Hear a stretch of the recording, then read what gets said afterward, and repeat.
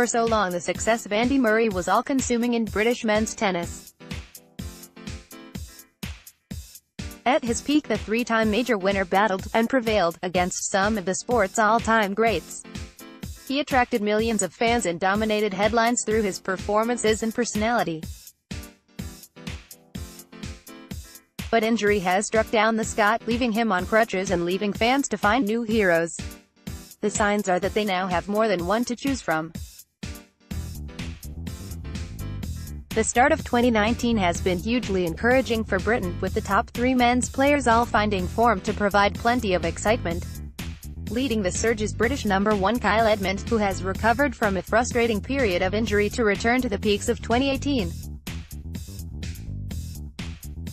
The 24-year-old rose to a career-high ranking of number 14 in October following a run to the semi-finals of the Australian Open and a maiden ATP Tour title in Antwerp, but he has been forced to be patient recently.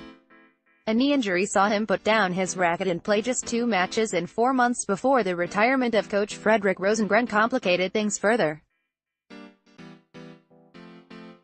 It's been a challenging period for him and some frustration being out injured, said Mark Hilton, who has taken over coaching duties since Rosengren's departure. It messed up his preseason a bit. Edmund arrived at the Oracle Challenger Series at Indian Wells without a win this year. As the top seed, he had some expectation, but mainly he was searching for form and fitness. The fact he was able to go from 0 wins to 5 and claim the title with a 6-3, 6-2 victory over Andrei Rublev was testament to his work rate and desire. The tournament may not have been particularly prestigious and the opponents may not have been of the highest standard, but Edmund is now fit and firing again ahead of this week's Indian Wells Masters. It's the mental competitiveness of wanting to get going, Edmund explained last week. As a tennis player, you're used to playing 10 months of the year. But in the past 4 months I've had only 2 matches. You want to start playing again. To come here is great and I feel good.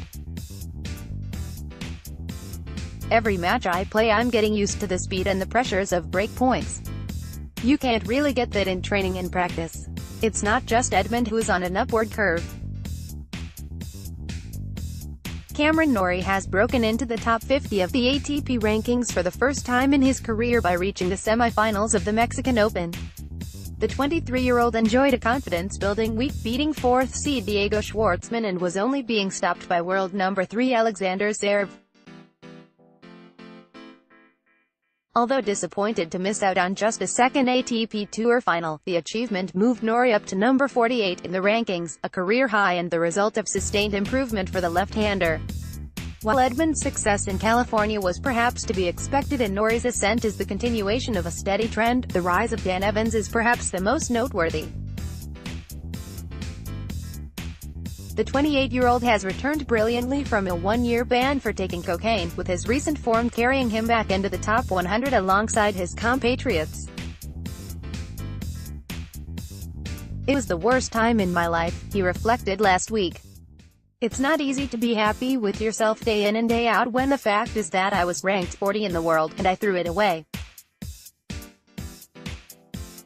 Having to start again from scratch was the hardest thing I have had to do. That's exactly what he's done.